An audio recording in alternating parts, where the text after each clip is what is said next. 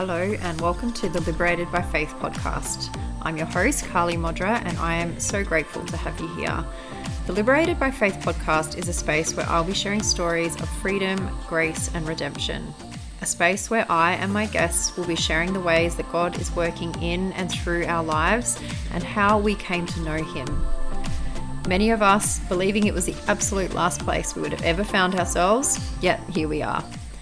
When you are a seeker of truth and not willing to stop until you find it, it always leads you to one place, to the Creator of all creation, to the one true God who begets all of it. I am so happy to have you here, and I look forward to sharing this ever-growing testimony to God's love, faithfulness, and goodness. Thank you for being here and sharing in this journey with me.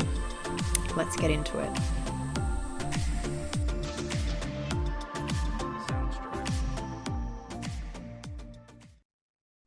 Hello and welcome to the Liberated by Faith podcast. I am so excited to have you here, and I am super excited to have my special guest here today, Chloe Hilton, who, I don't know, we must have known each other for a good 8 or 9 years now, I reckon.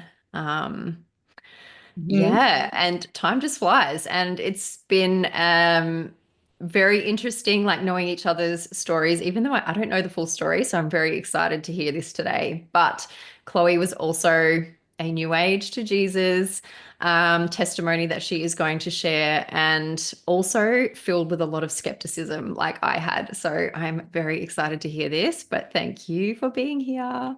Thank you so much. It's so funny when you said, how long have we known each other? Actually, that video of Zion and I popped up from a convention many moons ago. And I was like, oh my gosh, this is how long. Like, it's been such a long time. I We'd be know. coming up to like almost a decade. Isn't that wild? It's crazy. Time definitely does fly. Yeah.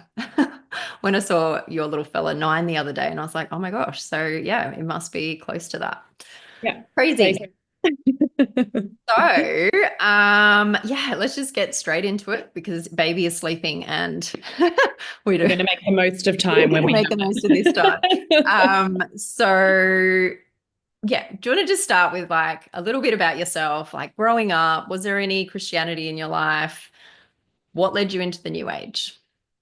Okay, so I recently actually just got baptized about 3 weeks ago. So I shared my testimony at church, which was like so profound sitting down and writing it, because you think it kind of just starts when your journey with Christ starts. But then as you start to write it, you're like, oh my gosh, he's been there the whole time with his hand on his shoulder, and I was just ignoring it. And so I'm going to try and keep it concise and precise and to the point, but oh gosh, it's so wild when you look and he's always been there and you're having those profound moments of like, oh my gosh.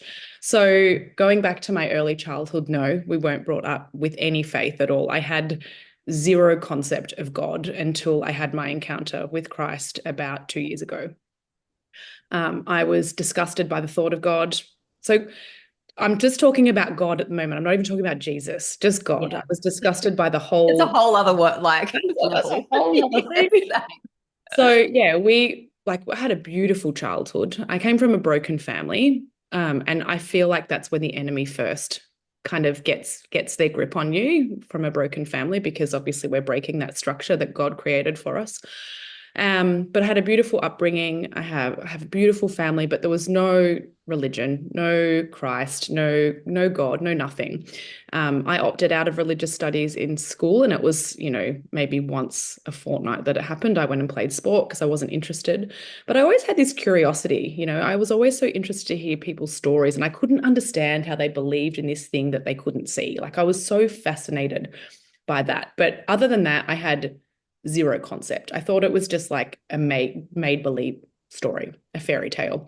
I didn't even know that the stories that I knew were even connected into the Bible. Like, I didn't know that Noah's Ark was part of the Bible. Like, all these little things that, have had threads in my childhood. I had no idea that they were like part of one big culture. Yeah. So there was, no religion, no nothing growing up. When I got together with the kids' dad, they had been brought up Catholic, but had kind of stepped away from the church. And their dad was like, a staunch atheist. But we would still kind of participate in some of the family things, like christenings and I don't even know what they were in the Catholic Church. There were a few things I was a bit switched off to it. Communions and Yeah. stuff. And my ex-mother-in-law used to be like, are you going to get the kids baptized? And I would say things like, oh no, I would catch on fire if I walked into the church, like just completely unaware of the words that were coming out of my mouth. Yeah. And had, yeah, like I said, zero concept. But yeah, I feel like, what led me into the new age was from that separation of the family early on. And then, going through the teenage years, and that felt like such a tumultuous time. And I've got a teenager now, and I'm like watching her and I'm like, oh my gosh, like it's the same thing. Like you all go through the same thing. The emotions are so big. And I just didn't really have the guidance on how to navigate those big emotions. And so I built up what I thought was like trauma over my teenage years. And then when I kind of got spat out the other side, I actually ended up with a pretty severe eating disorder in my late teens into my early 20s, just before I had my daughter.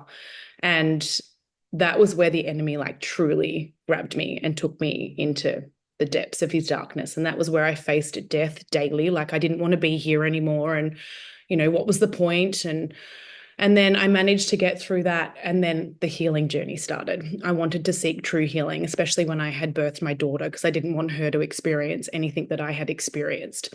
And I'd started to, kind of see The Secret pop up and manifestation, and you can create your own reality, and, you are the healer. And I was like, okay, well, it's up to me. I've got to take radical responsibility of healing this so that I don't pass anything on, this whole lineage of passing your crap on to your kids.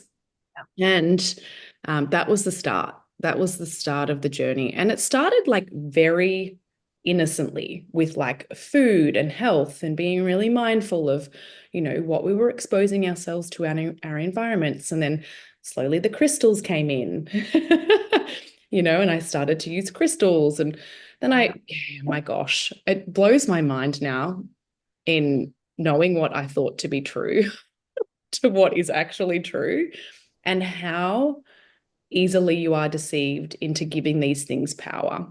Yeah. And so I can actually remember a really pivotal moment, and it was probably about 9 years ago. And I had my first experience with a solstice, which is like a pagan Sabbath. And I was like, wow, I could feel the magic. And it was like I just created this whole reality in my head.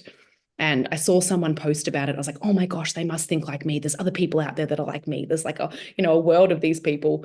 And then it just got deeper and deeper and deeper and deeper over a decade. So what started off as like an innocent, like, feel good self-development healing journey ended up in like blood rituals and mushroom ceremonies and going to the underworld and literally guiding people to Hell's Gates when I thought that I was like healing them. So it's a big slippery slope, and it's incredibly scary, and it is wild to me how easily deceived you are, because I thought that I was doing good. I thought that I was a light worker working in the world of the light, when really I was working for Satan. So yeah, that was my wild journey into the new age.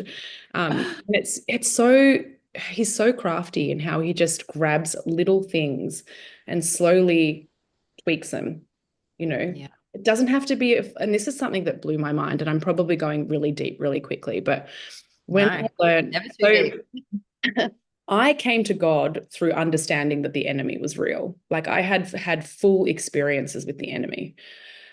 So when I had realized that I'd had those experiences, I thought, well, there's got to be an opposing to this. There can't just be evil. There's got to be something that's light and good. And what's the opposite to, the devil, the enemy?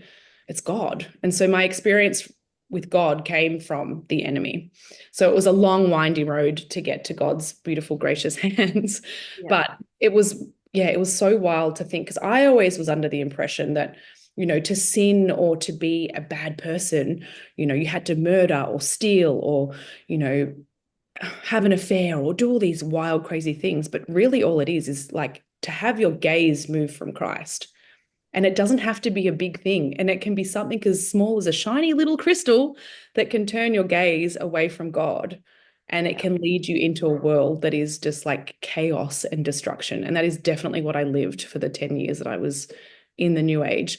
Obviously, the little shiny parts to that, because when you give your soul over to the devil will give you whatever you want. And I had that.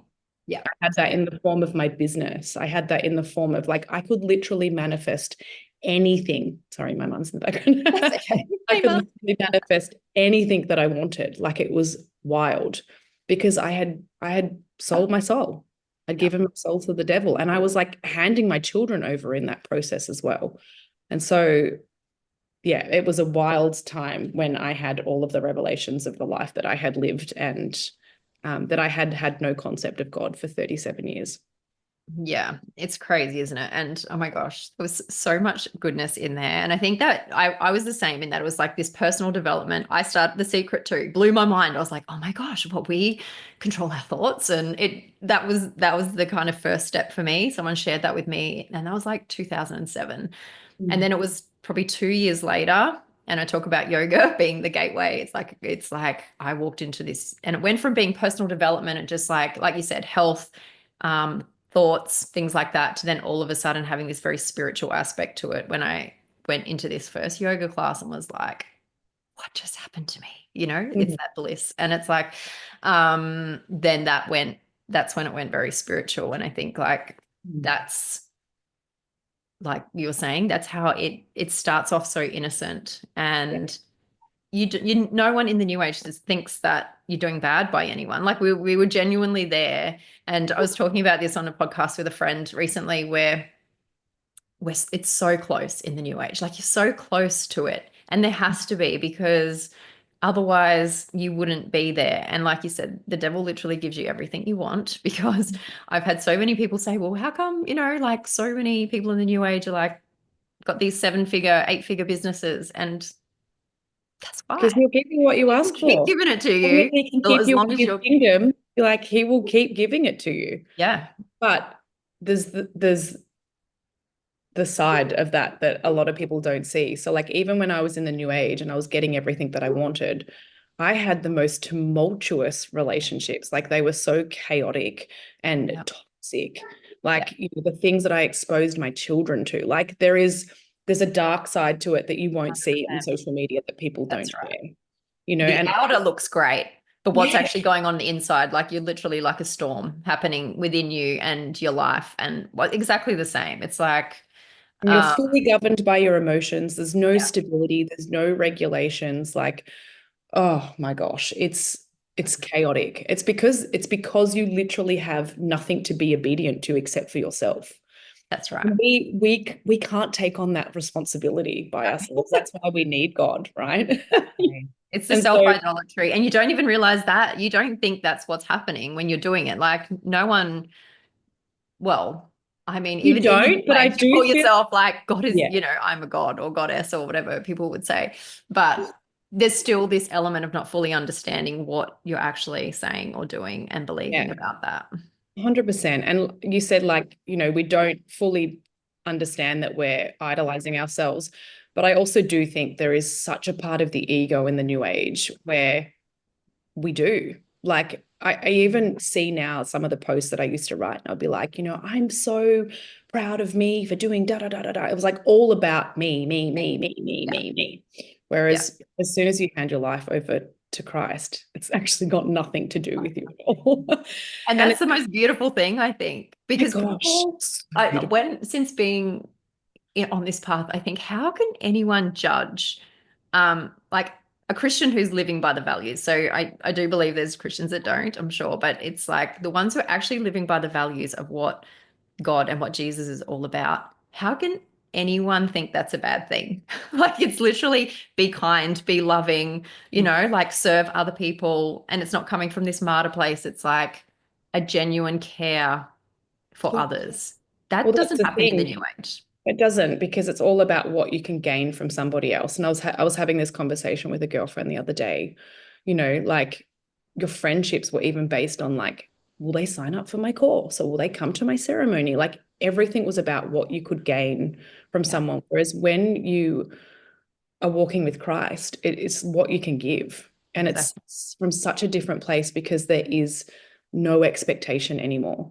Yeah. Even in the new age, when I would say things like act of service and I'm being of service, it was for me to gain something, whether it was to be put on a pedestal or, to gain someone to enter a course or pay a ridiculous amount of money to come to some stupid ceremony that would do nothing for them.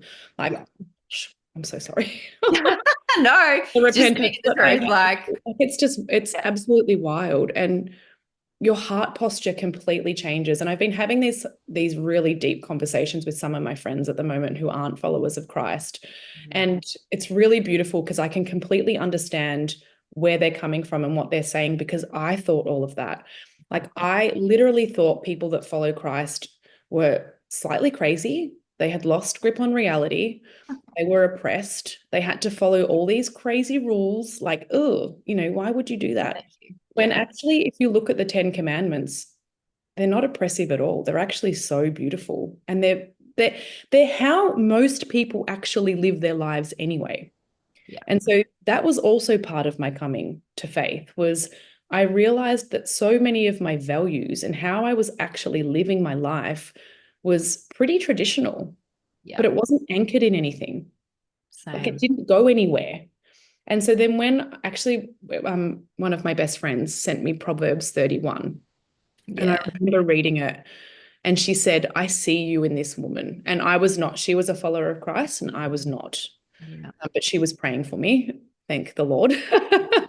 And I remember reading it, and I was pregnant at the time, and I thought, oh my gosh, I can actually see myself in this. And it was the first time I saw myself in scripture, and it was quite a discombobulating experience because I didn't want to. I didn't want to see myself in scripture at any. I didn't want to know God. I was so scared because I knew what would happen.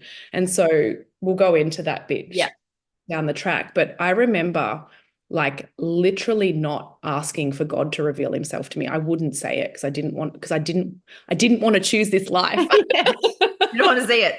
Damn it. I didn't want to see it because something in me knew it to be real. And that's the thing with the new age, and why we're seeing so many people walk from new age to Jesus is, like we had mentioned already, most people step into it for good, to actually to be of service. And so what the devil has done is created this false light, right? And given us this plethora of things to make us feel like that we're serving humanity, but also glorifying ourselves in that moment, not God, right? Again, moving our gaze from God. That's all he wants. We don't have to do all these crazy things. Very subtle. Very subtle. And so he can't actually create anything new. All he can do is manipulate what God has created. And he's been so cunning and so clever in the way that he's done that through the new age.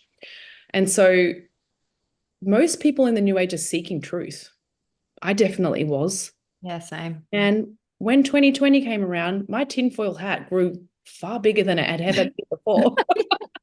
And I was seeking truth. Yeah. So hard. And I can guarantee that 98% of new agers that I talk to are the same. And so what the enemy has actually done is actually taken this to the new age and just slightly skewed it. And so it's all there. That's the wild thing. You read the Bible and you're like, okay, I've seen this before. Manifestation. Melchizedek, all of these. Oh my gosh. Meditation, it's all there. Yeah. Even when I was talking to my girlfriend the other day, I was like, Reiki is like hands-on prayer. He's just taken it and slightly skewed it so that it's not of God anymore. And we actually don't realize that we're serving the kingdom of darkness. Yeah. And so when you have that on your heart, when you have that you are a seeker of the truth, I actually truly believe that God has placed that on your heart for a reason, so that in some way, shape, or form, you will come home to him. Yeah. And some people's journey is very linear and very easy and generational. They've been born into faith-based families, and it's been an easy journey.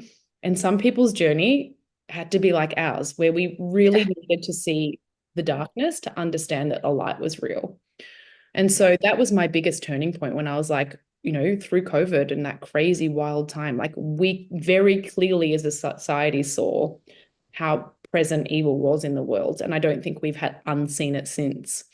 And so what is the opposing to that? What's the light? And what is the light? The light is Jesus, and that is the only light that exists. And so I feel like he would always have come into my life.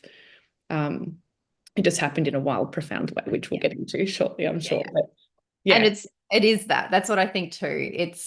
I believe there's this very specific time, which, we're talking about before we started recording, is like, you can't force it on someone else. Like, their timing is their timing. And yet never underestimate planting seeds, because we'll go into your story around this too. But, mine was like 18 months and of total resistance. And really, it's funny what you said. Like, you were like, I don't want God to reveal himself to me, because he does. And my absolute surrender moment, I was like, okay, reveal yourself to me. Because I was the same. I was like, I don't want to know. I was coming to terms with God, because I was like, okay, I feel like I'm feeling God, but this Jesus business, I don't want to borrow it. No, thank you. Yeah. I can do God. Yeah, that's okay. And then I was just like, and then slowly and not so, subtly, he revealed himself to me, and I was like, wow. And once you see, you see. And I do think that before you are able to see, like before he gives you the ability to see, you just can't. It's why so many people, I read things online and that all the time, and I just think, wow, I can feel so strongly in what they're saying that they are going to come to know Jesus, because it's literally what I used to think as well. It's used to what I used to say. See it from a mile away now. From a mile away, I'm like, oh my gosh, you're already on the path. Yeah, I can see it in quite a few of my friends at the moment. It's just, it's also really beautiful to be on the other side of that and actually hand it all over and know that it's got nothing to do with you. Yeah. And it's between them and God, because like as humans, we want to control it all. And when you know the truth, you want to save your people from the chaos that's waiting at the end of the line. Yeah. But it's not up to us. Like, it's up to us to plant the seeds, and it's up to us to share the good news of the gospel, and it's up to us to live a life of Jesus and for him to shine through us, so that when people see us, that's who they see. They see Jesus. But it's not up to us to sway someone or try and convert someone, because it's not between us and them. You don't feel that desire to. That's the thing. Like in the new age, I would always be like, to my husband, you need to meditate. You need to do this. Like, why aren't you doing all these things? And I would get so angry at him for all the things he wasn't doing that I thought he should.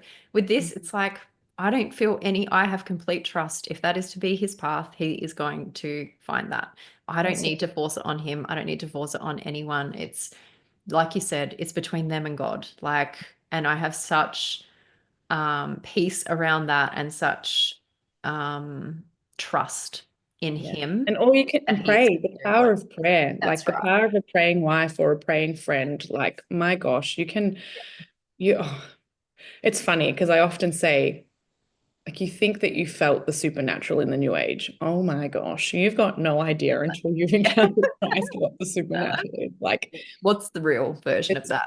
Oh, it's so profound. It's so profound. It truly is. And I think that's such a beautiful thing as well. And, you were saying about seeing, like, you didn't want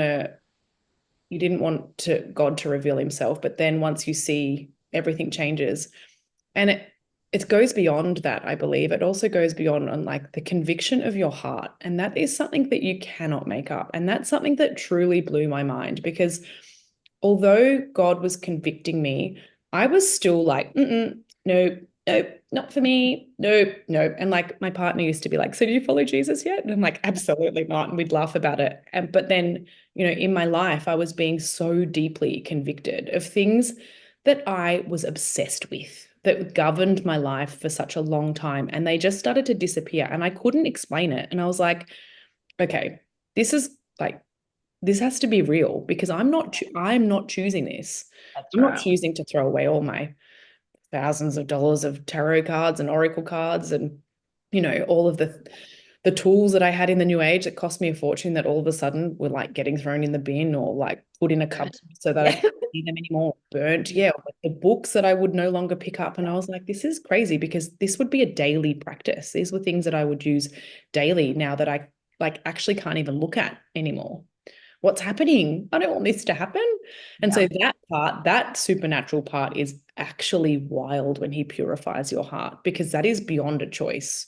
Yeah. Like you don't have a choice in that. And I remember there was a very obvious moment where I was grappling that, because I remember saying, okay, this God thing, like I can have God and I can still do all the things. Yes. Oh man. And I'm still, I think there's a lot in the new age that are a bit like that. yeah. Is that like the cherry picking and the wanting both, and you just realize you can't. Like, You actually not helping. can't. You either serve God or you serve the enemy. Yeah. There's no in between. There's like no gray area. Yeah. Uh, and so I remember saying, I'm just going to do everything one more time. And like I was doing some pretty crazy stuff, right? Mm. And I was actually hosting a retreat, and I did it. And man, it was the hardest thing I have ever done. And in every moment that I had with the women separately on that weekend, I would talk about God. It was wild. It was so wild. And I was like, I can't do this anymore. Like Yeah. I'm trying, I'm trying to push through. Push against I something. Yeah. could not. And that was Yeah. it. That was it for me. That was my exit out. And I was pregnant at the time. And so it was really beautiful. I truly believe God gifted me with our beautiful boy. And his name is Arlen. And we could not pick a name for him. And when this name came out of thin air, like literally my partner said it a couple of weeks before he was born, and he thought it was on the list. And I was like, oh my gosh, I love it. We never discussed it again. When he Yeah. was born, we just looked at each other and we both nodded, and we knew his name was Arlen. And when we looked up the meaning of it, it meant promise or oath. And I was like, wow, that is so powerful. But I feel like he was almost like my protection. Like he was my exit out that was like not big and dramatic. It was very subtle and gentle, which has been my whole journey with Yeah. Christ. Which, like, praise the Lord, because if it was hard and fast Yeah. like some people, I probably would have entered myself into a mental institution. I would have Yeah. been like, what is going on with me? And so, yeah, it was like, it was such a beautiful pivot, and I could just be inward and be with God in my own quiet time. And I had that kind of pregnancy to bubble around that.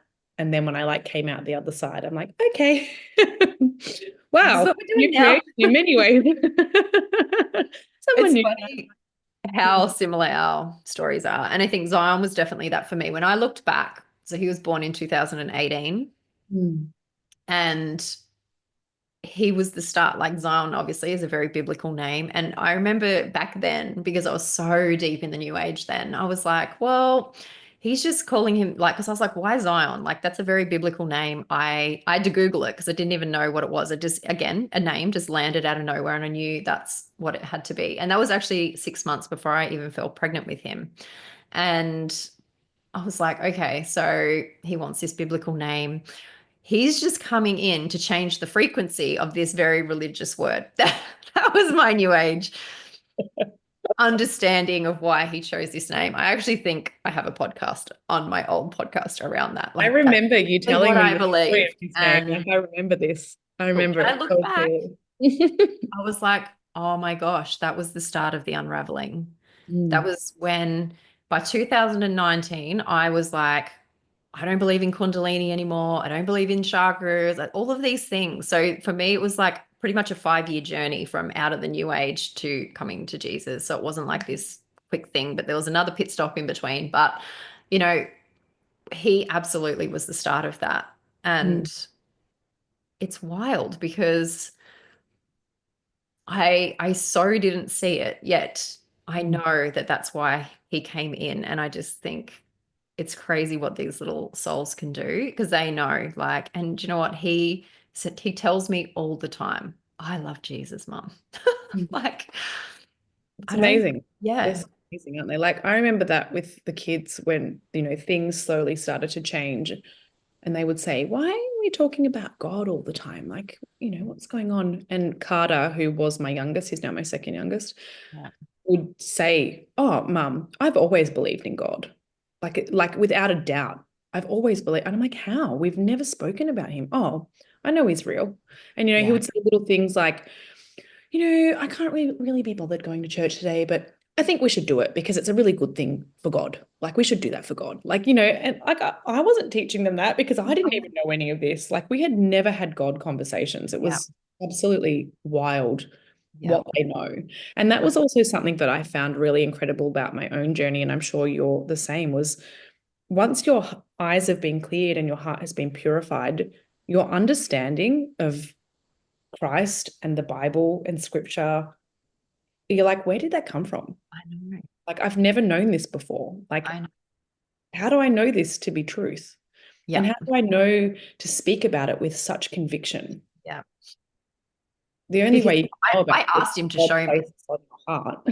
Yeah, because I didn't believe it. So I was like, no, there's the Bible's got to be distorted. And I remember back when I was in that 18 months and I'm speaking to our friend where I'm like, okay, this Jesus stuff keeps coming up, and she'd send me things and she told me to like read John 1, and I read it and I was like, what is this Yeah, that's BS? my You know, I was favorite. like, whatever.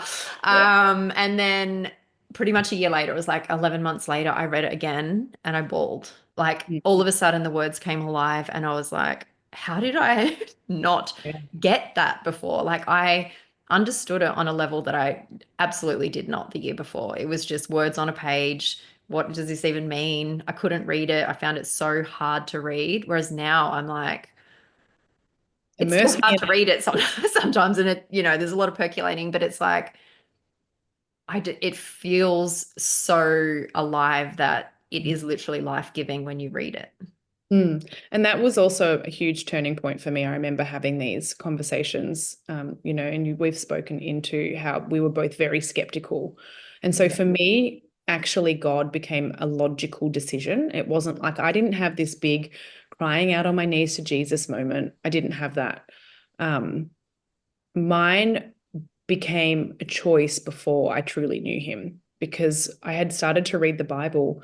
And I remember saying to my partner, whether I choose, eating my words again, whether I choose to follow Jesus or not, um, there is an undeniable truth in the Bible that I just cannot get past. I read Yeah. it and like my heart and my gaze wasn't set on Christ at that moment, Yeah. but I would read it and I was like, it was so profound. The truth was so profound, and the words they like stab you in the Yes, heart. they do. Or Oh, they penetrate you so deeply. yeah. And I had never read anything like that before. And you've got to remember, like, I had no context of God at all. So I thought that I would read it and be like, oh, see, it's not real. It's not Yeah. true. And I couldn't get enough of it. Like I wanted to be in it every day. And Yeah. my partner and I, for like a solid 6 to 12 months before I really came to Christ, it's all we would talk about every night. We would sit down and I would be like, okay, what about this and what about that? So because he was a really pivotal part of my journey. And I truly believe that again, God placed him in on my path at exactly the right time. Yeah. And he's been such a huge part of my coming to faith, which, you know, is probably why, because he was Yeah. probably like, oh, I wasn't ready for that. But he's been absolutely incredible. But Yeah. we'll get into that Yeah. part. But yeah, that's all right. Let's go there now. So that from you've been in the new age, and like that was what, over a decade for you as well, wasn't it? Like, yeah. Yeah. And yeah, so there wasn't this pivotal moment. Like what was the Really journey? funny. Right. So it would have been 2022.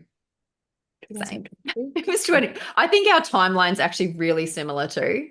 So Yeah. similar. And it's so funny. As you're on that journey, like in the time where you're very quiet and you haven't kind of come out yet, Yeah. you can see who it's happening to around you. And it's profound. It's so profound. And you can see it really clearly now when you're on the other side. You're like, oh my gosh, God is pursuing them. And you're like, just like, you know, Yeah. praying, you're like on your knees for them, like, come on, God, get them. You can do it. Yeah. Because you want people to feel this. Like, honestly, like I believed I lived a pretty superficially blessed life prior to Christ. You know, I've lived a pretty good life, and so this was part of my testimony as well. I didn't believe that I needed saving because I thought that I was a good person, and I thought that my life was pretty good. Yeah. And then you come to Christ, and you know what I've loved the most about it before I share my story to God, um, is the peace and the simplicity that I have found in Christ. And like it is unexplainable unless you're walking with him. Because I thought people were literally crazy. I thought they were like just pushing their crap under the carpet and turning a blind eye to it. Like I honestly had no idea that God could or Jesus could take things away from you and that they would literally be gone. And be gone. Yeah. Not new age healing that comes back in a few months and then you're spiraling up.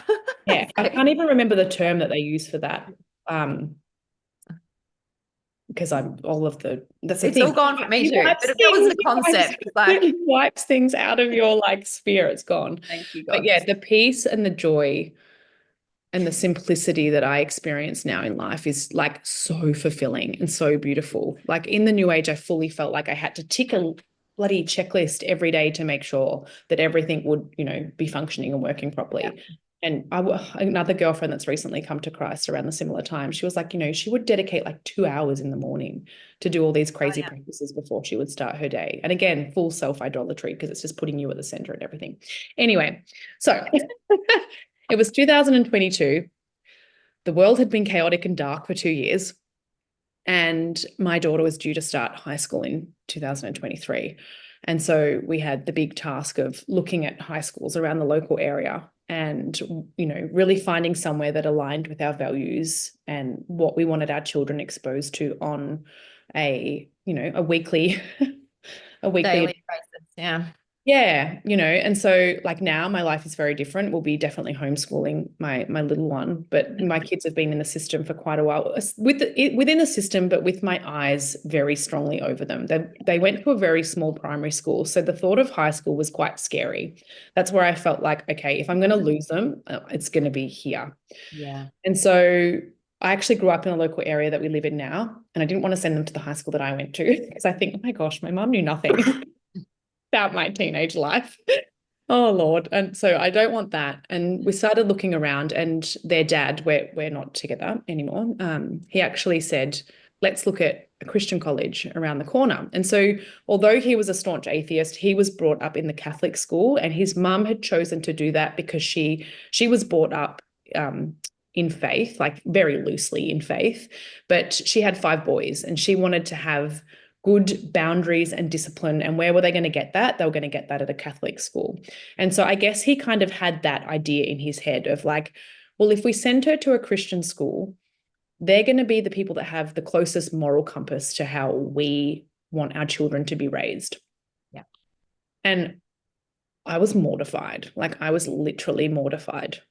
But then we went to the school and it was stunning. Like the schoolyard was just beautiful. Our tour was done by one of the students, and he was like, I was like, wow, these kids are so gorgeous. I'll actually come back. Remind me to come back to that comment. These kids are gorgeous. And then, yeah, we did a tour of the school, and I remember saying things like, okay, well, if we choose to send her here, like how much religious studies does she have to do? Like how big is the thing? And he's like, oh, you know, we have a lot of families that don't follow Christ. It's not that big. Like we just do a few little bits and pieces here and there. I laugh now because I literally pray like multiple times a day. It is like so wildly faith-centered, and it's so now I'm like, thank you. So great. But it was so funny because they like tried to really downplay it. Anyway, we went away from that, and she loved the school, and I was still so deeply grappling. I was like, I cannot be in the work that I do and send my kid to a Christian college. Yes. And so because you have to get interviewed and accepted into this school, it's not just like applying for the normal public schools. She went for the interview, and in the interview, I said to the principal, we are atheists. Like I literally said that. We don't believe in God. Like how big of a thing is this going to be? And he's like, oh no. Again, God working through him. Like God knew exactly what he was doing.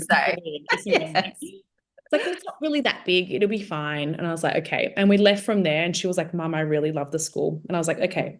So when you go there, when they say God, just like we say universe. Right. And so just kind of like switch off a little bit to that, and don't really worry about the Bible studies, and we'll figure all that out as we go. So that was in the April. In the May, my best friend came down from Queensland, and she stayed with me for about a week. During that time, I was going through a pretty horrific breakup. So I'd separated from the kid's dad years and years and years ago, had been single for a very long time, then got together with someone at the start of COVID, and it was like a wildfire relationship. You know, we bought a house really quickly, like merged everything really quickly, and then everything fell apart really quickly, but I was still trying to glue it all back together. And this was the part that it was like really kind of falling apart. And she came down from Queensland, and we were having conversations about how disgusted we were about all these new agers coming to Christ. Like, we were like, what is going on? Like, I'd not really heard the word Jesus. Like, didn't mean anything to me. I was just a bit like, and, you know, I was hearing like Christ consciousness being thrown around in the new age. And even that I was like disgusted by, like, why are they talking about Jesus is like one of the people that they like worship or pray to? Like, this is gross. Like, you cannot bring religion into this space. Like, no, we're like spirituality people. We don't do that. And so we were having this conversation about, what's going on. And I remember there was like a lot of Doreen Virtue videos going around at that time where she had fully come to Christ. And I was like, she's lost the plot. She's gone nuts. And my girlfriend lives up the coast, and she was seeing it a lot up the coast. She's like, it's wild what's happening. Anyway, we decided to do a mushroom journey. And I had worked with that's what I was working with. I was actually taking people on journeys with mushrooms to I remember that. the underworld. Oh my gosh. And I was a shadow worker. So I would like tell people to embrace the darkness. I was like literally opening up bloody portals for these people. And oh my gosh, God knows my heart is like so full of repentance. And some of them have actually come to Christ. And I'm like, oh, that's a whole nother story. God is so good. Anyway, her journey was pretty deep and profound, because she was going, like, her world was like my world on steroids. Like, I thought I lived a blessed life. Hers was like a whole level. And on that journey, I won't speak too much into it because that's her story and her testimony. A lot was revealed to her in that experience. She got violently ill the next day, so much so that her husband had to fly down to take her and her son home on the plane. I remember that. And then it kind of went through a few of the kids in my house, and then that was it.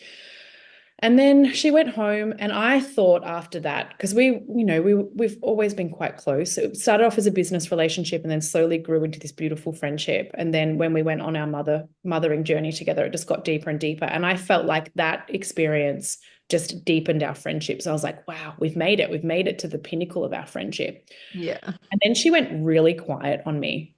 And in the new age, you're always taught to like look at you in that, like, I'm like, oh my gosh, what have I done? And like, you know, I would say all of my like inner child stuff was coming up. You know, and I was like, what have I done wrong? And why is she not talking to me? And what's happened? And she was just taking a really long time to respond to things. I asked her to send me a meditation, because she used to like do these containers, and she had this meditation in there. And because I was going through this big breakup, I wanted to do this meditation. And I said, oh, you know, like, if you can't send it to me, I get it, because it's part of your work. That's fine. And like days later, she just wrote back, I'm really sorry, I can't send it to you. And I thought that it was just connected into like, it's part of her framework, her work. She doesn't want to share. I was like, that's fine, all good.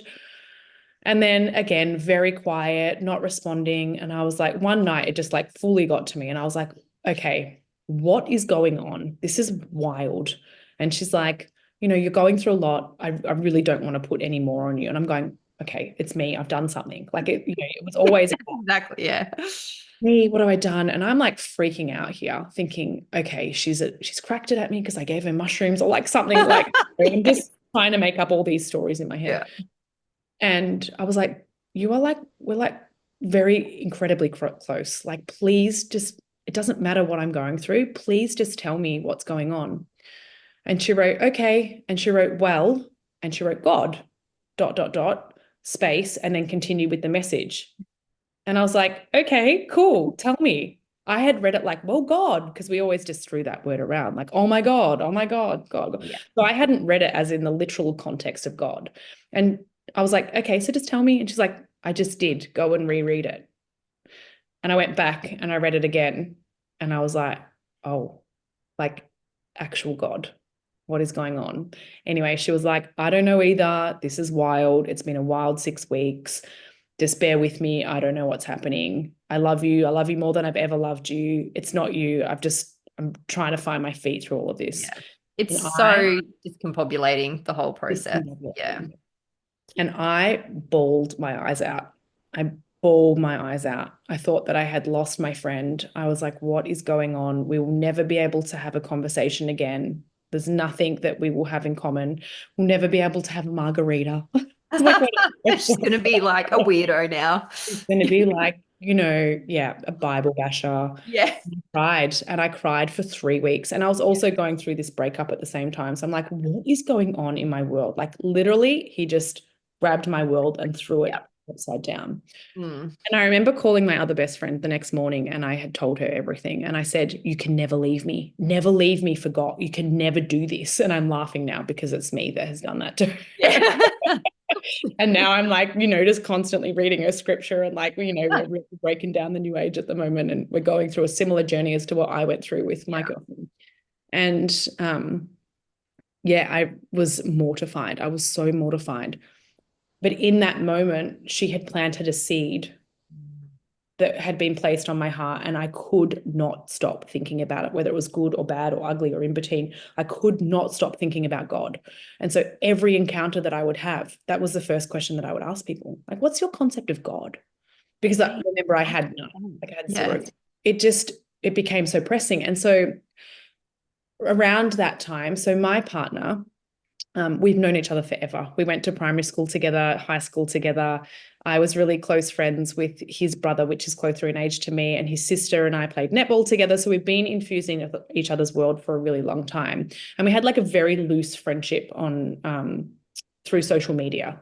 And we would connect on things because we both, were very deep into the plant ceremonies, and like he was in the new age space as well. Not as crazy and ridiculous as I was, but, we had similar philosophies on life. And we had daughters that were the same age. So we'd often share like, oh my gosh, how do you navigate through this? And he was right into the plants and I was right into the plants too. So we would share things about the plants.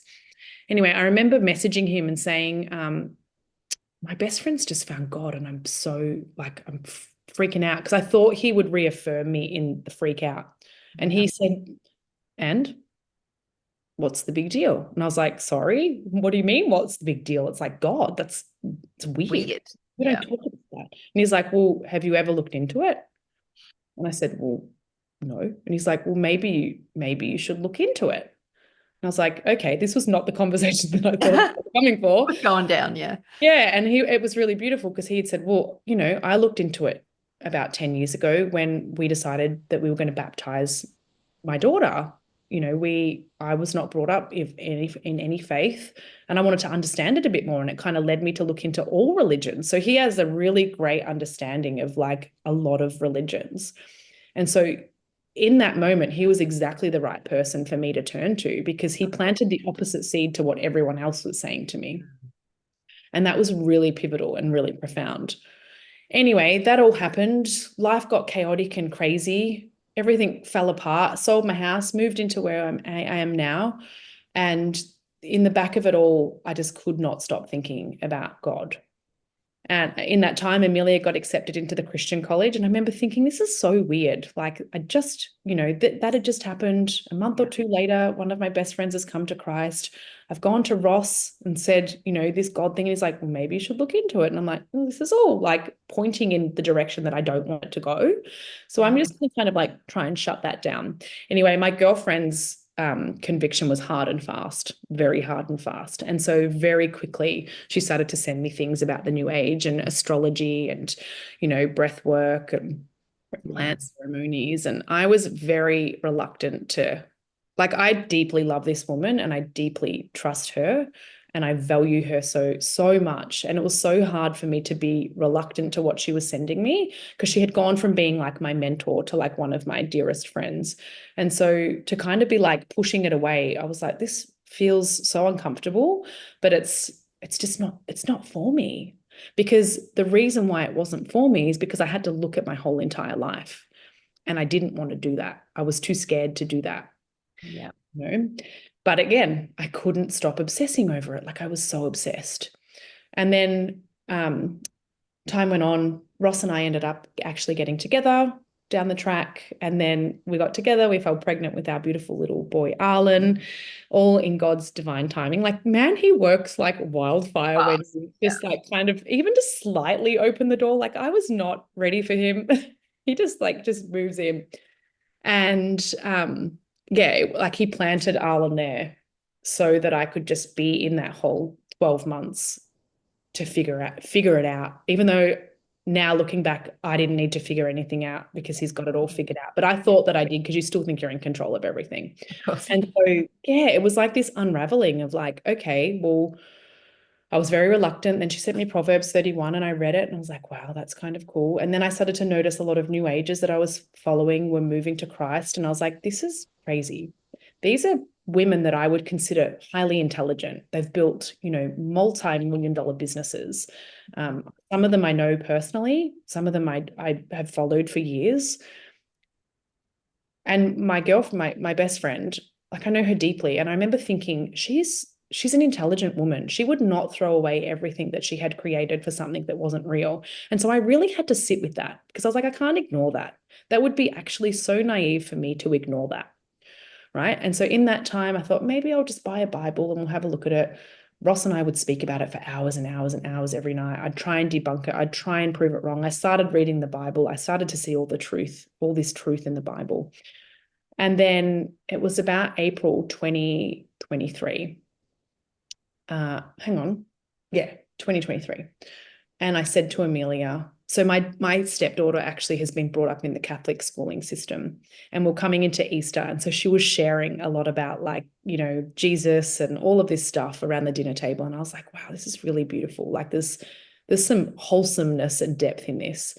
And so I said to Amelia, would you like to go to church before you start high school? Because I think it's going to be a really big shift for you to go into that space and not have any understanding of it. And she said, yeah, Mum, I would. And so in that time, I'm being convicted of everything as well. Like all of the things are disappearing. I'm not holding ceremonies anymore. I'm hardly sharing my cacao brand. I'll touch on that at the end. I'm just using the plants very matter of fact. My tarot cards have been put away. My drum is like under some drawers somewhere. I don't even know where it is anymore. All of these things that I was using are just slowly disappearing. My house is clearing out. I'm stepping completely out of that world. And we decided to go to church. And I thought, okay, I need to be so discerning here. And this is something that I think the New Age gives you. Like your level of discernment is so high. It's high. Yeah. So I started to research a lot. And, at that time, it was when the Church of England was like allowing transgenders in. And I was like, okay, so we're not even going to go into that denomination, because that was something that I wanted to avoid. The reason why we chose to put Amelia in a Christian school was we were so mortified about the ways of the world, and I didn't want my kids exposed to that. And where are they going to be the safest? And it was in a Christian college. And it was funny because prior to coming to Christ, I was like, I love their values and I love their morals, but I don't love what they believe in. And So like, their values and their morals are rooted in their what belief. they believe. And that's why they're good people. So I always thought they were good people, but I thought they were crazy, when really it was me that was crazy. Yeah. So I found this gorgeous little humble church. It's like, I call it my dorky little church. It's so dorky. And we went there, and, I rock up with my witch tattoo on and like covered in tattoos and wearing all black and going, oh gosh, pregnant as well and unmarried and when I walk in here. And I remember sitting in on the first sermon, and my heart was just like, it exploded into a million pieces when they got up and sang in worship. Like I just stood there like a bit of a stunned mullet, and they were so loving and so welcoming. And I remember walking out of that first service, and I knew that I would be there every Sunday from that moment. And I said to Ross, I think we've just found our people. Like they've just been up the road the whole time, and I didn't even know that they were there. And God also does this thing. So for me, God reveals himself through people. That's the way that he gets my attention. I don't have an audible experience with him like some people do. I don't have a visual experience with him. God knew that he had to come to me through my friend. Otherwise, I would never have listened, because he's been like knocking on my door for years. And so it had to come through someone that I loved and trust. And he also does it through, like, I had no idea how many churches were around me. I'd driven past them my whole entire life, and now I see them all. All of them. It's so Right? weird, isn't it? It's, Yeah. it's so weird. Or like little things where I'd be like, okay, I'm ready for you to reveal yourself to me. And I was driving and a car drove past and it said Corinthian curtains. And I was like, okay, hello. Like little things like that. And I remember the Christmas prior to us going to church, the kids had all gone off to their other parents, and it was just Ross and I. I wasn't pregnant or anything at this stage. And we drove up to one of our favorite places, Warburton, because it was hot. We thought we'll go for a swim in the river and we'll collect some water from the mountain. And the place was packed. We couldn't go find a car park, and he parked in this really weird spot. And when I got out of the car, there was a tree stump, and on the tree stump, there was a Gospel of John sitting there, like absolutely wild. And I picked it up and I laughed because this was probably about 6 months into my girlfriend, like being deep into a Jesus journey. And I took it home and we just read the whole thing. And I was like, okay, he's really trying to get my attention now. When I couldn't like deny how he was trying to get my attention anymore. And so, yeah, that was in the December. And then in the April, we went to church, and then we kept going to church. And then just slowly but surely, like everything started to make sense. Although I was still trying to not follow him, I was so defensive of it all. Like I would always rebuttal anyone that was like against Christ. At this stage, I wasn't fully sold on the Jesus thing. That took me a while. Like I could get the concept of God. Yeah. And it was the smallest things that really landed for me. I remember someone saying, well, why would you worship the creation instead of the creator? And I was like, wow, why would I do that? Like that makes so much sense.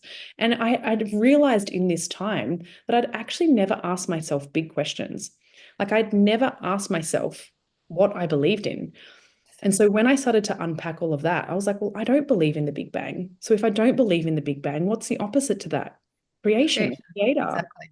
Same. So what is the creator? Well, maybe it is, maybe this God thing is real. And then I read Genesis and I was like, wow, like it's all there. And I remember saying dumb things like, you get a manual when you go to a new job, or like you get a maths textbook, like do maths. Like imagine if there's a manual for life. There it is. There it is. Then I started reading. Yes. So much sense. Like this is actually wild. Yeah. So I started to really ponder those big questions that I'd never asked myself before. And everything kept leading back to God, even though I didn't want it to. Like everything was pointing to him. And I was like, wow, he has literally been there the whole time. And I have tried to make up everything else possible to be real other than him. And it's always been him. And I could no longer deny that. And that was beautiful and scary at the same time. Very inconvenient. Yeah. Very inconvenient. Very inconvenient. My life. Yeah. Absolutely. But I was like, I can't believe that I hadn't sat down and asked myself those questions. Yeah. Like, I hadn't even thought about them, because you kind of like come into this system that's been created for you and it thinks for you, and you just adapt to that, And then when you start to think like God, like think outside of this, it's like, wow, okay, everything that I've known is not the truth. Not what I thought. Yeah. And it's a lot to unpack. But to unpack it with God is so different, because you get to just surrender into all of that. And it's not like the new age surrender. It's totally different. Like, like even when you say, because like I'm still so new on my walk. So when people ask me questions, I don't often have the answers for things. Yeah. There is just a truth that you can't explain that's been placed on your heart that Yeah. It's like how your child, right? You can take your kid to the doctor and the doctor will say, there's nothing wrong. And you're like, I know there's something wrong. Yeah. I know there's something wrong. And the mother is always right. It's like that. It's like that truth that's placed on your heart.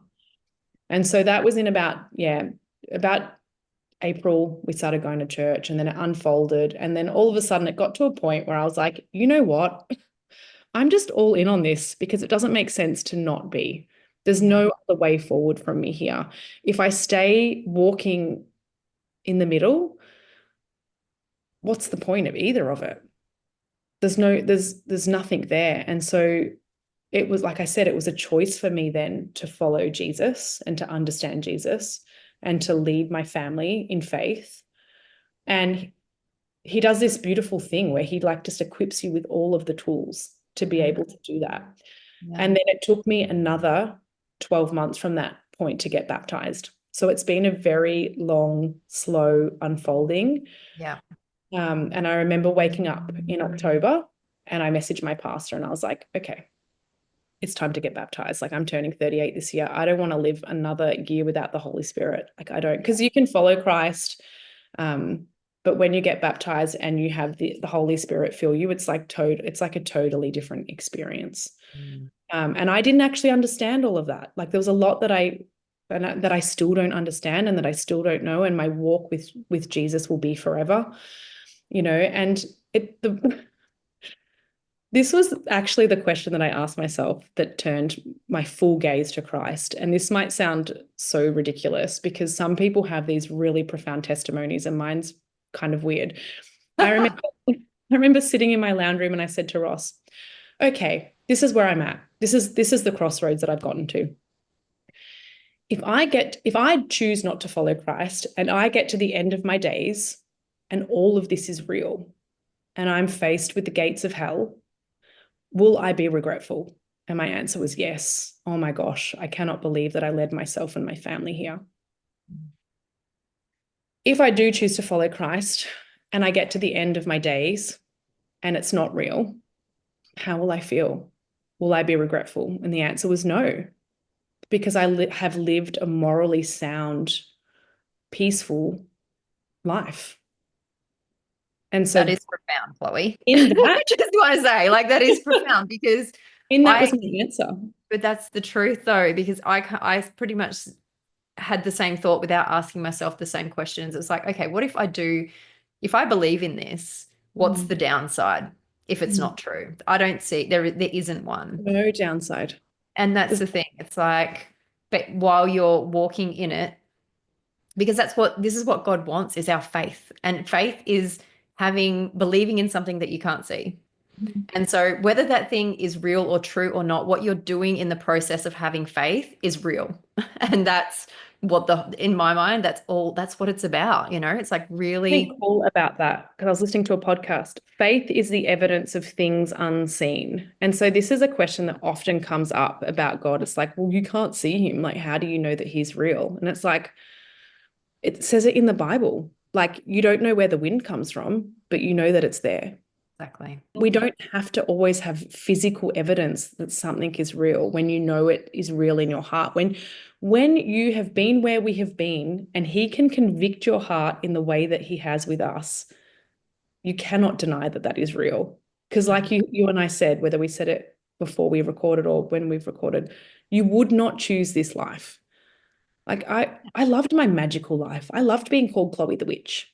I loved thinking that I could make potions and spells and, New Age is way more accepted by society than Christianity. And they know marketing boy. Let's just get that clear right now. This is like, oh my gosh, he pursues you and it's undeniable. And it's like what you shared. It's like, it's subtle and it's gentle and it goes on for years without you realizing it, I think. But then it gets to this point where it's like undeniable.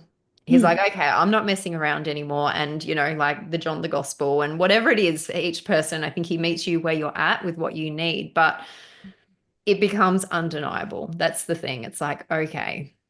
Undeniable. And you couldn't possibly change yourself that much if you tried. Like, I could not have, man, I was in that self-development world for 10 years. Yep. And I could not do the works that God's done on my heart in the last 2 years by myself. Yep. I just couldn't. I could never get to this place of peace. I could never get to this place of being satiated like I have with Jesus. Yep. Like I said, I went really far. Like, I was doing blood rituals. My gosh, one of the last workshops that I did was called Blood Rites, where we literally spoke about like period blood and how we can manifest with it. Like, and when you're with Christ, you know how powerful blood is. Oh, yeah. Again, that's just the enemy just slightly skewing something to make it look different so that he can keep you in his kingdom. I was handing myself over to him time and time again without even realizing that I was doing it. And I was going deeper and deeper and deeper into that world every year that passed. And there was no way with where I was at and the belief system that I had that I could have got myself to where I am now 2 years later. I just couldn't have done that. It's all glory to God. He's done all of that. And he's done it in my home. And, this is the thing that you see. And like, I've walked alongside you through this. In the new age, you question your relationships, your marriage. That's like right. the enemy wants nothing that resembles Christ in your life. Then when you find Christ, he restores everything. He restores your union. I've never had a union like I've had now with Ross, with anyone. And it's different because we also understand that it's a choice. And it's so funny. I look back at some of the posts that I wrote as God was very gently pursuing me, but I didn't know it yet. And one of them was love is a choice. And it like pretty much exactly mimics that scripture, which I'd never read before in my life. But it was like, love is a choice. And I've been able to then implement that into my relationship now. And for the first time in my life, I actually know this is forever because we have chosen one another under Christ as well. Like we've gone on this journey together. Ross is on his own journey and he's not completely where I'm at, and that is okay. But he's so loving and supportive and open. He comes to church with me. He's got his own Bibles. He does Bible study with our pastor. Like he's really committed to understanding. That's like, oh my gosh, I couldn't have wished for any, but there's no partner that I could have done that with. Like I said, God placed him on my path at exactly the right time because God knew how easily tempted I am. If I didn't have a partner that had those godly bones within him, and Ross's values are rooted in tradition as well. Like his biggest value is family, and that was something that I was just searching for my whole entire life. Like I just wanted to have this well put, knit together, tight family. And now I finally got it, thanks to God. Like he's, and we're able to glorify God through our union, which is just so beautiful. And I can't wait to like get engaged and get married. I'm just planting that out there. That's like this little prayer that I'm putting out there. So that we can glorify him further through our union. And, I've seen him redeem your marriage. Like he's amazing. He's amazing. You can't deny it. You can't. And there is no denying it because that's what, like you said, what you've achieved in 2 years, you couldn't even come close to in 10 years. And it's the same in my marriage, the same in my heart, like because he changes your heart posture in my mothering. Like, and my eldest will be 21 in April. What? Crazy. 21 years of being a mother. And I think what he has done in my heart in the last, it's a bit over a year for me. I mean, he was definitely working it before, but I feel like it was October last year. And the change in me, I could never have created that in myself because the truth be told, I probably didn't want to because there was so much righteousness in my heart. Pride, ego, all of it. Oh. You don't want to be wrong. He's wrong, not me. When you lay it over, you're so happy to be wrong, and you're so happy to like actually say, oh, that was me. Sorry. Yeah. Like and even when you pray, like, you pray for people, but you pray for yourself at the same time. I'm like, I pray for my patients. Like, please allow my heart to soften so that I can navigate with this person in the way that is holy for both of us, with grace. Yeah. So different. And I thought before coming to Christ that people that were like that just pushed everything under the carpet. They were like literally doormats, They were so oppressed. They just didn't get it. But he literally takes it away. It's not there. Like I think about some of like Ross and I don't really fight, but we'll get a bit niggly with each other. And old me and how I would navigate that is so different to how I would now. Like I always had to have my bit said. You have to hear the last. I'm just like, I don't need to do that. I don't need to do that. And it's not because I feel like I have to silence myself. No. I just don't need to do that because I trust God. 100%. I don't need to do that. And, when we walk with Christ, we are to like walk in the light of Jesus, and we are to take on his characteristics. And I often think about that, and it really humbles you and makes you be such a better person. And so this is also part of my testimony. I haven't been very outwardly spoken about my journey with God. And so only those who have had their eyes cleared and hearts recalibrated can see it, right? Yeah. So a lot of people that still follow me on social media would have no idea. But those that have come to Christ or are walking towards Christ can see it very clearly. I could see it. Yeah. Yeah. I could And the see it when it was happening to you. I'm conversation, like, oh my gosh, it's what's happening to Chloe happening? as well. And the conversations that I have in my DMs are just like, they're so profound. So many women that have come from New Age to Jesus. It's so beautiful. But part of why I have been quiet is not because I'm scared, but there is a condemnation that comes with walking with Christ. Like it's in the Bible, and we're not going to be left out from that. It's definitely part of it. It's more that I want to break the stigma, because I had such a stigma around Christians or anyone of any faith. Same. I had such a stigma around them. And so what I'm hoping that, because I'm not quiet, I definitely do put it out there and I do talk about it. But what I'm hoping that it shows people is so much changes and so much doesn't. And all that they've experienced from me in the last 2 years is the best version of myself. Yeah. And so, some of my siblings don't even know that I've come to Christ, because when there's been little conversations had, there's been a lot of rebuttal. So I'm like, I'm just going to leave that there, and they can just watch Christ through me, and then they can make their assumption or decision or opinions once they fully know, which will be at Christmas when I pray at the dinner table. And part of that is to be like, see, I'm still Chloe. Yeah. Just the better version. The real version of Chloe. The real version. I'm just He reveals who you are without all the muck. Truly, it takes all the muck away, because this has always been here. And this was also how God grabbed me, was he knew that I was so deeply rooted in tradition that if I could just hold steadfast to that for long enough, eventually he would be able to grab me through that. And that's what he did in planting Ross on my path. For the first time ever, I had met a man that had the same values as me. I tried to make a family work with my kid's dad when I was 24 years old. Like I really tried, but we didn't have the same values. Yeah. It wasn't rooted in family, and it wasn't rooted in tradition. Yeah. And then there was definitely aspects of it, but it was unhealthy. It was oppressive.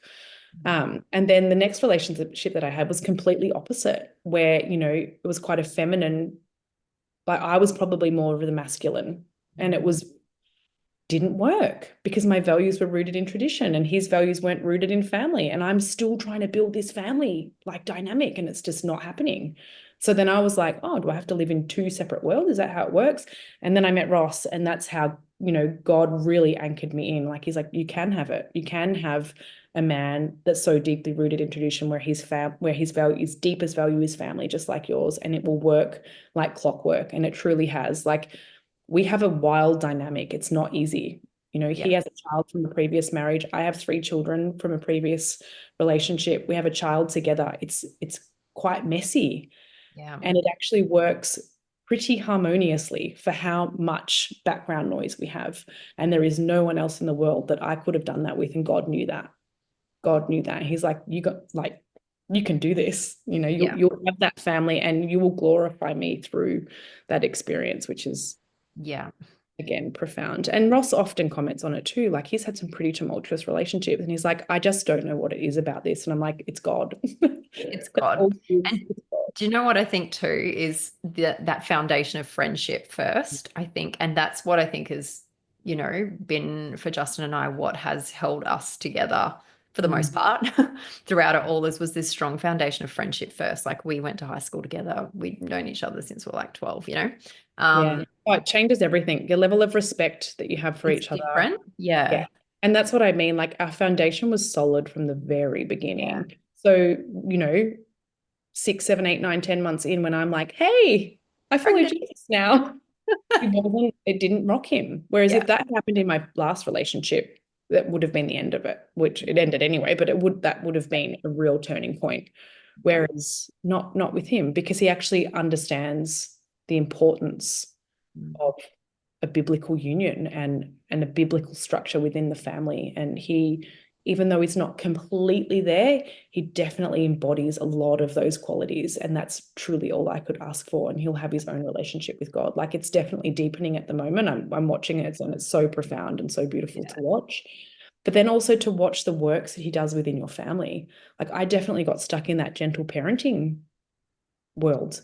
And that's so dangerous. That's dangerous. another slippery slope, right? That's a whole other conversation we could go down. Conversation. Oh yeah. But since Ross has been, the head of the home and that really strong father figure in the house, my boys have come tenfold. Yeah. Like, I get comments all the time now on how well behaved, like, they're not perfect, none of us are, but how far they've come in those few years, and how much I've also learnt in just like being able to hand that over a little bit to him. Yeah. So again, all glory to God. He has redeemed so much, and at the perfect time, because my kids are still young enough for that to have a big impact, to be able to shape them to make good choices coming into those crazy teenage years. Because I tell you what, if I had allowed them to walk the path that I was walking, God only knows where they would have ended up, because it would have been all fueled by emotion and no structure, no boundaries, no head of the family, and we all need that. And that is actually why we need Christ, because we need boundaries and we need governance and we need a level of obedience to follow. Like, it's so wild to me that we thought that we didn't need any of that. I know. We actually need it we live in a fallen world, and we're so easily tempted, and sin is so easy, and it's wrapped up in a nice shiny little box, right? And so if we didn't have that governance of Christ, we would just be constantly walking in sin, because it's just it feels easier. So we need that to actually keep us on the narrow path. Yeah, because it is easier. It is easier to live that life, and it doesn't require anywhere near as much discipline. And I make it like, I realized that. So I've been the free spirit, doesn't like structure in my life. But yeah, those moments of time where I'd be like, right, I need some structure in my life. Yeah. And there would be this ease that was created. Like, I would have structure and I'd be like, wow, why don't I do this all the time? And then I'd fall back into old habits of like just doing things whenever I felt like it or not. And I feel like that creates chaos in your life. And it's the same here. It's like, when you don't have that structure, it creates chaos in your life. And because he changes the posture of your heart, it's not like you think, oh my gosh, I'm such a bad person if I do this, whatever it is. Like, sin's a very loaded religious word, but I heard a pastor once say, if you just think of it as like missing the mark. And I'm like, that's what it is, because we miss the mark constantly all the time. Yeah. And when you do that with God, he just so lovely and so kindly shows you. It's not even about shame. It's just like, you missed the mark. Yeah, this is what I was saying to a girlfriend, because she was like, I couldn't live in fear. And I was like, you actually don't live in fear at all. Like, it's not what you think. You have full freedom and liberation living under Christ, because you actually don't have to carry the weight of the world anymore, like we feel like we do when we're walking by ourselves. And it's so interesting. And I had this conversation with my dad. My dad was like, because he's a bit perplexed by the whole thing. Yeah.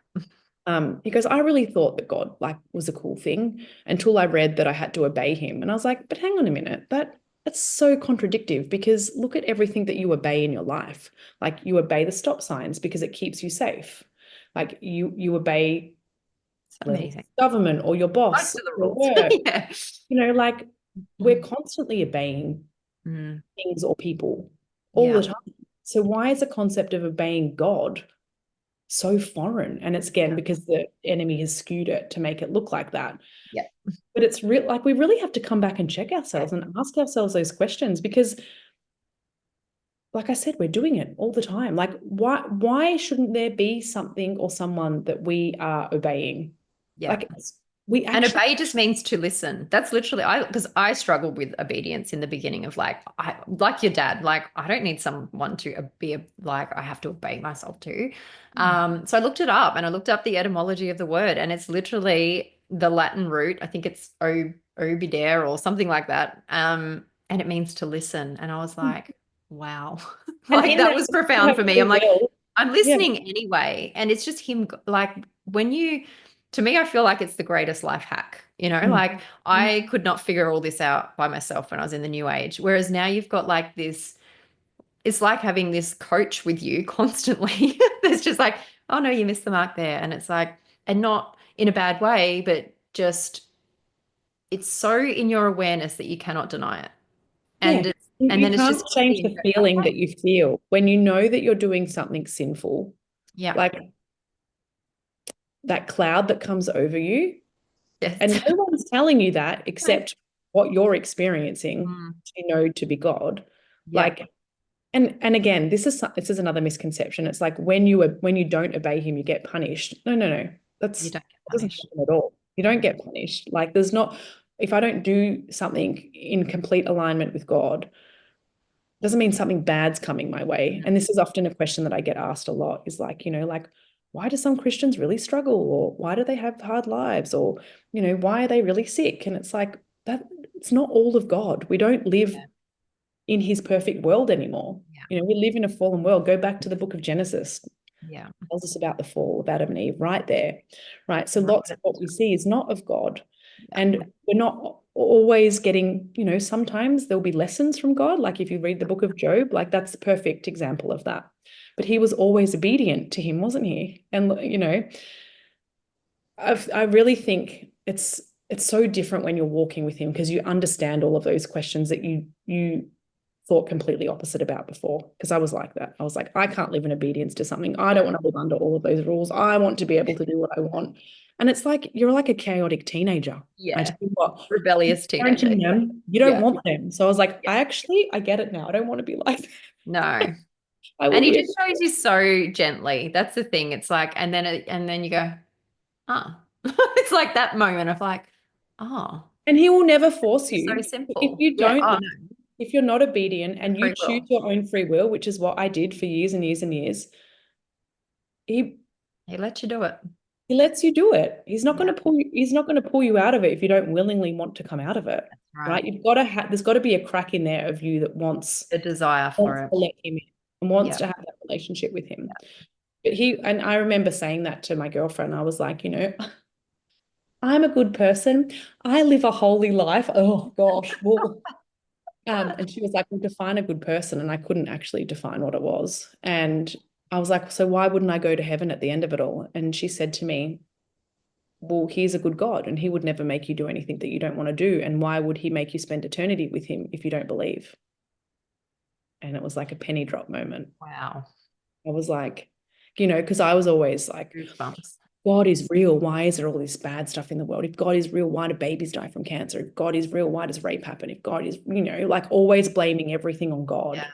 but never looking at the good parts of it. It was always like the bad, it was always had to be the bad parts. If God is so good, why does all this happen? Which is like, the age-old atheist statement Yeah. that we've all Yeah. thought and said. Yeah. And that was a really big turning point for me. I was like, yeah, well, he is a good God. He is a perfect God. Why Yeah. would he force me into eternity if I don't believe him? Yeah. He wouldn't do that. Why would he will never ever force your hand if you are not willing to give it. Yeah. So if you don't want to listen and you don't want to be obedient, he will never make you do that. But I'll like truly ask you, for anyone that's listening, whether you're, walking with Christ or not, and this is maybe planting a seed, that is my deepest prayer, that this plants a seed for someone and saves other souls out of the new age, is Amen. truly ask yourself, if you're not walking with Christ, how chaotic is your life? And that's not saying that all moments will be chaotic. There'll be beautiful moments. I definitely had beautiful moments without God, but there was a lot of chaotic moments. A lot of chaotic moments. I don't have them anymore. No. Do I have hardship? Absolutely. Do I have moments where, I'm tested as a parent and as a partner and as a friend? Absolutely. Yeah. But they're different. They're not chaotic. They're not fueled by emotion.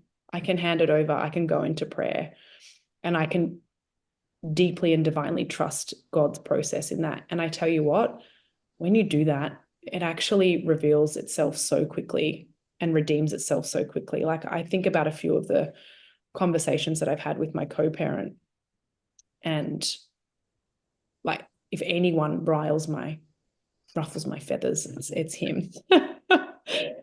And I would just go and pray. And I take the next day, like literally the next day, there would be a completely different tone that would come from him. And it would blow my mind. Like, crazy. Yeah. honestly, in the last 6 to 12 months, our co-parenting relationship has been the best it's ever been. We've been separated now for like 8 years, and it's been very tumultuous. And the only thing that I can put it down to is my heart's changed. Yeah. I don't need to battle him anymore. He's got his own demons to battle. I need to pray for him. I need to pray for his salvation. And if he can see the glory of God through me and the children and our home and the life that I get to live now, and that brings salvation to his heart, like God is working through me, and that's all I could ever ask for. Yeah. And when you can pray for your enemies and the people that you don't want to forgive, you know God is purifying your heart. Yeah, because it is hard. that's him. Forgiveness It is is one of the hardest things. Yeah, It is. Yeah. sure. Because we're human and we have emotions still, and people can hurt us, and it's very hard to sometimes feel forgiveness for that. But yeah, I think it's the whole journey with God is so profound, and it was the absolute last place I ever thought I would find it. But Same. it was the thing that I was looking for my whole life without even realizing it. So Oh, I know. And now, like that you're immersed in the community, and like it's not, this is what I thought too. I thought they were like they segregated themselves from the world, and they don't. Like they're literally walking out like Jesus's mission. Like we're in the world to bring the light into the world, to bring people to Christ. yeah, You know, the redemption story. It's like we're to sit with the sinners. So like I've had so many people say to me, like, are you still friends with your friends in the new age? And I'm like, absolutely. I love them dearly. I love them. Just pray for them. yeah. You know, I don't think that and that was something I actually asked my girlfriend. I'm like, do you think that you're better than me? Because she followed Christ and I didn't. Because these were all of the assumptions that I had. Yeah. They thought they were better. If anything, we're the first people to admit that we're not. Exactly. There's Because such a humility that we comes. can see our sin. Yeah, because we can see our flaws. We're Yeah. so easy to admit our flaws and our Yeah. faults because we know that we're not perfect, and we know that we need God to be able to constantly reconcile us to him. Yeah. You know, we know that we need to be in prayer. We know that we need to be in repentance, that we need to be in our Bible every day. We need to be in the Word so that we can try and walk that Christ life like, because it is not easy. We live in the world, but we are not of the world. And that is the hardest thing to actually walk out for the rest of our days. It's really hard. Yeah. So easy to fall into that sway of temptation or sin, or, you know, like keep your mouth shut when someone's saying something where you know there's a really profound thing that you could share about God or Jesus. Like part of walking with Christ is like being that beacon of light, saying the things that are scary, because Jesus did it all before us. Exactly. He did it all before us. We're not doing anything new. Yeah. We're just carrying out what's already been written. That's right. And that's the thing. The Bible shows you exactly what it is. And, you know, I haven't read the Old Testament, like just bits and pieces of it, but, you know, in those first chapters of Genesis where like this was literally the plan the whole time. Like it was always going to be the fall. There was always going to be like, this is about God redeeming the children, you know, his children. And I think it's so I'm reading Isaiah at the moment, and it's like so scary with how relevant it is to now times. Like, wow, you couldn't make this stuff up. Yeah. That was the I thing. think it'd be relevant to all times. I think about this all the time. And I think imagine reading this exact passage 100 years ago and it would have been relevant to them. And how do you write a book like that? Like you can't. You can't write a book like that. It's so amazing. Yeah. Blows my mind. Oh my goodness. We better wrap it up. Like I feel like we could talk. We could talk for another 3 hours. All day. And your baby's having a very good sleep, which is amazing. So thank you, God. But yes. Thank you so much before we wrap up though, is there anything else you want to share? I know I was going to touch back on those gorgeous kids. I'll just quickly touch on that. I remember my friend said to me before I'd come to Christ, that she'd gone to church, and she commented on how obedient and beautiful the kids were. And it actually made me gag. I was so repulsed. I was like, ooh, I don't want like, obedient, gorgeous children. I want like Wow. free-spirited, wild kids that speak their mind and stand up for themselves and da da da da da. And then, yeah, my heart was purified. We went to church, and I'm like, oh, I get it. oh, I get it now. Like it's so, again, like the enemy just takes something and slightly twist your perception of it so that Yes. you think that it's bad or wrong. Yeah. And so anything that you think is bad or wrong, I ask you to like look the other way, because Question it. Yeah. God, question it, because it's so opposite to what we think. I had someone in the church, because my church is very generational. They've all kind of grown up. So I'm like this crazy, like it's just what my story is wild. But it's been so beautiful watching the revival in my church from my testimony, because, they can get a little bit complacent in their walk with God. And then they hear stories like ours, and they're like, wow, our God Yeah. is so good. It's mind blowing to them. Oh, it's That's what I've absolutely, noticed. The generational Christians, they're like, they don't even yeah. fully get it. I don't think sometimes of like what we've come from. But Oh, yeah, it's so powerful. And I think that's why God has placed this podcast on my heart so strongly, not just for people in the new age to hear, yeah. but also for that. Like it's like hearing those stories, people's testimonies are so powerful, I think. Well, it And was a big part of my journey. Like I still do. I watch testimonies like weekly, and I saw myself in that. I was like, okay, I'm not going crazy. This person's had the same experience. same. Yeah. Can't make that up. Yeah. And so I would watch them over and over and over. And so they're so powerful. Like your testimony is so powerful.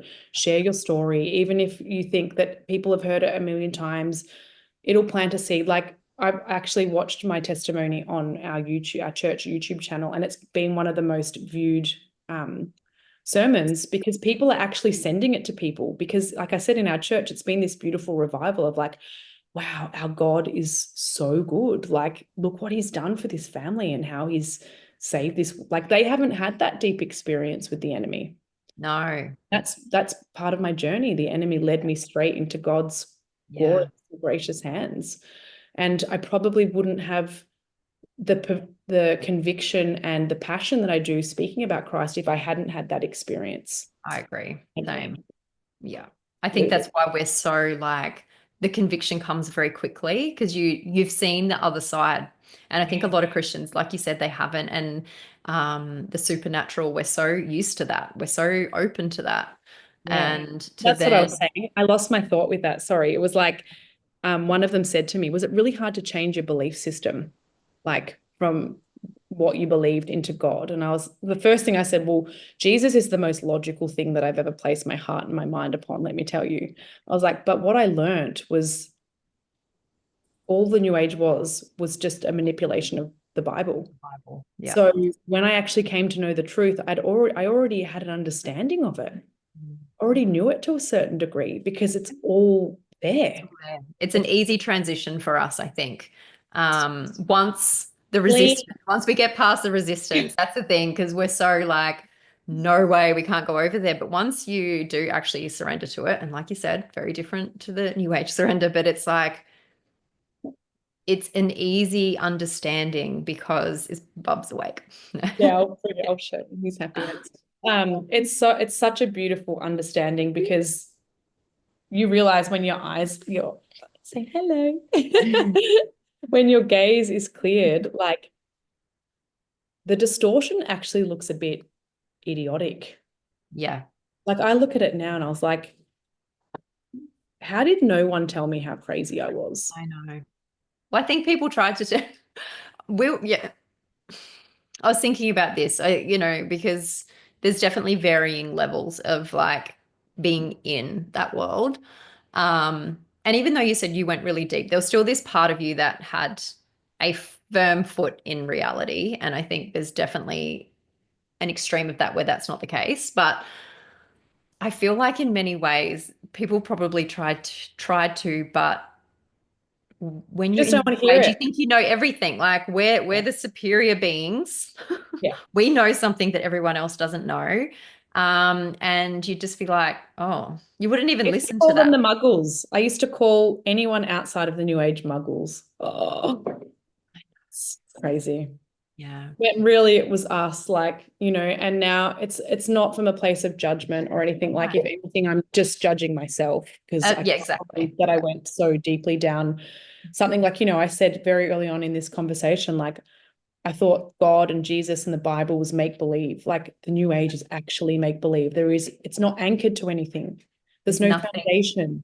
It's None. just people's opinions and experiences that they have created into a reality, and it's not real. That change constantly. So this is the other thing I think, like in the new age, you can change your beliefs daily, hourly, monthly, however long you want. Whereas in Christianity, there is a foundation of truth that is unchanging and has never changed. And that's the thing that you can anchor into, because it's like, oh my gosh, all of that other, even in the new age, sometimes you'd be like, well, what do I even believe? I don't know. Like there's so many different Yeah. And understandings, isn't it funny when you finally feel like you get to a good spot of understanding, that's when God grabs you.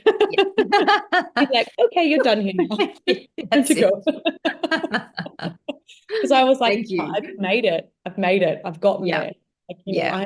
I am enlightened. Oh Yeah, my goodness. ready. Oh And my then he gosh. plucks you out and he humbles you and he shows you that Oh, you surely oh, are not. the humility is The wild, but humility, in yeah. such a good way. So Oh good. my goodness. Thank you so much for Thank this you. conversation. It has been amazing. And thank you for the little cameo appearance, Arland. So good to have you. Cheeky boy.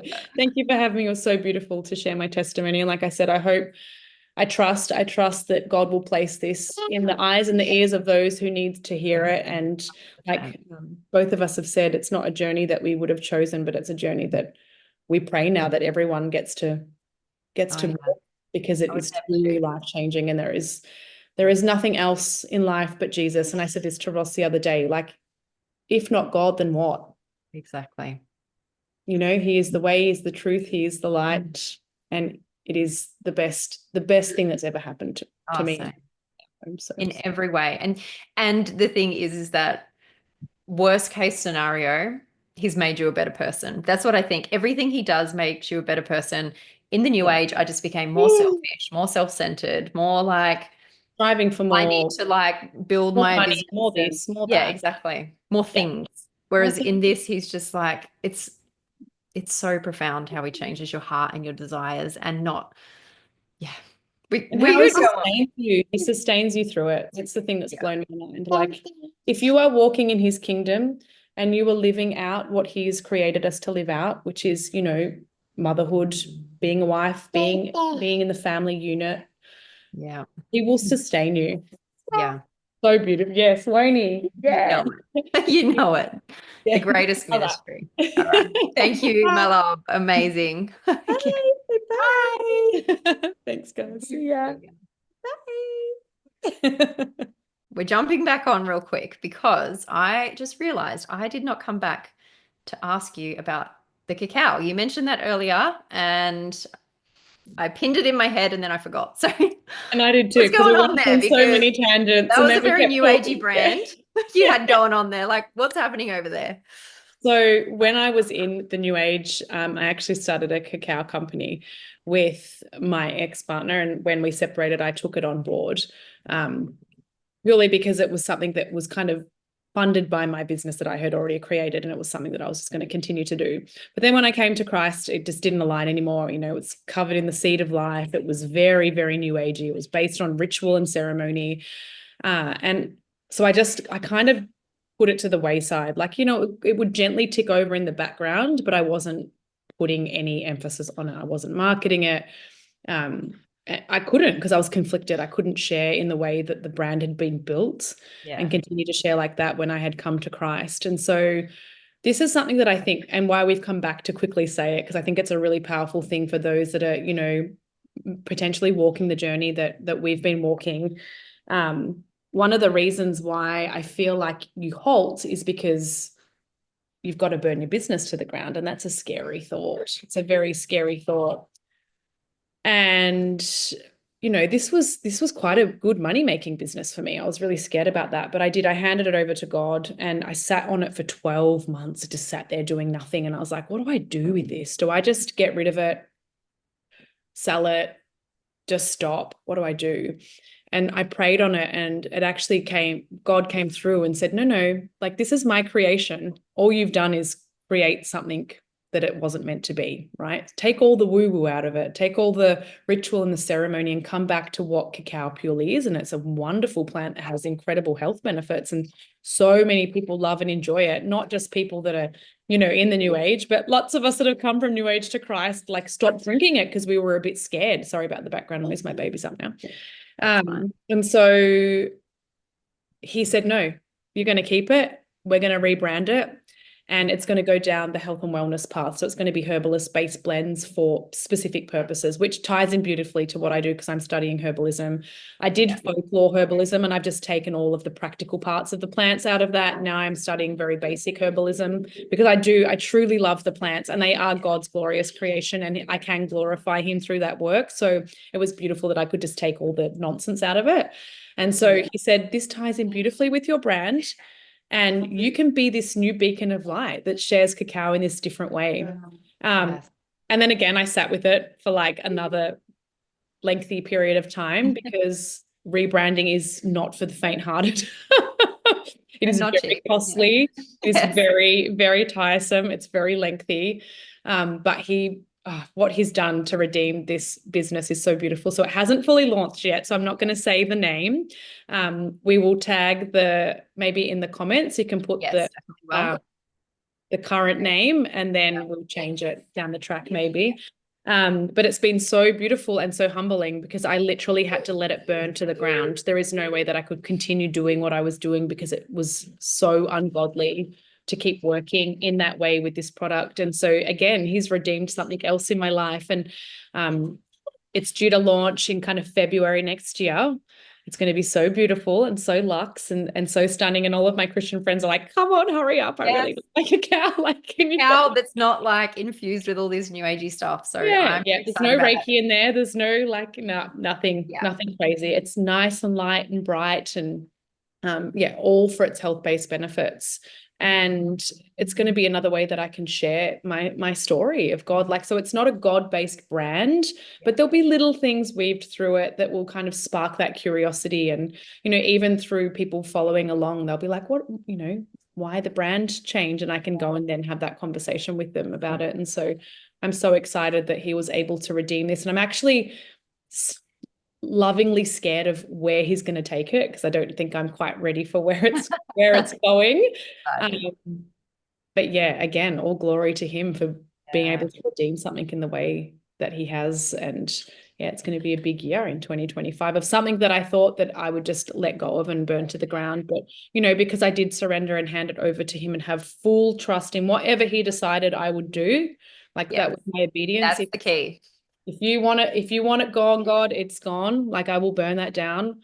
Or if you want to redeem it and glorify yourself through it, show me the way. And he gave me the name. He gave me the imagery. He landed the right designer in my path. He's literally just placed someone else on my path to take on the marketing, who is a Christian woman as well. Like, he's so clever. He's all over it. He's all over it. And that's why I'm looking at it going, okay, it's exciting, but I'm slightly scared. Like, how much this little humble home-based business to where he wants it to go. But I trust it. When he's in it, it's always good. And that's the thing. I think, what is that? God is my CEO. It's like he wants to be in all the details of our lives. And when you just hand it over with no attachment, like you said, is if there was a part of you that was like not neutral around it and actually wanted to hold on to it or whatever, it just doesn't play out like that. It's a very different journey with it. But when you are completely unattached to the outcome and you just hand it all over to him, and he works magic. And glorify him through it. He just wants to be glorified through us. And so it's so beautiful that I can then bring that into my work, which I'm so excited for. Yay. Okay. Thank you again. So don't be scared. Like, if God is pursuing you, and, that was a big thing for me in the new age. Like, I was faced with losing income, and that can be it is a scary thing. It is a really scary thing. But if you hand it over and put full faith in him, he will do exactly what he needs to do with that ruin to make it something beautiful. Like, that is what he is good at. And you can walk through that testing time and that hardship with him, because you don't have to carry that load by yourself. And when you don't straddle the two worlds, I think that's the really important piece, is you can't have one foot in one world and one foot in the other. It will never work. It's like you have to fully relinquish that whole world and really make that statement of, I'm done with that. Yeah. And that was something that was made very clear to me. Like, you're either serving Satan or you're serving God. Exactly. You choose. Can't do both. Yeah. Can't do. Beautiful. I will share all the details down below. Thank you. Thank you. Thank you so much for tuning into this episode of the Liberated by Faith podcast. I am so grateful to have you here, and truly just give all glory to God to all that has been shared here today. If you received something from this episode, please just take a screenshot and share it on Instagram. Make sure you tag me at liberated_by_faith, and just share your takeaways, and may God work through you and through into your sphere of influence to get this episode into the ears of those who need it most. I thank you again for your support, and I look forward to having you join me again in the next episode.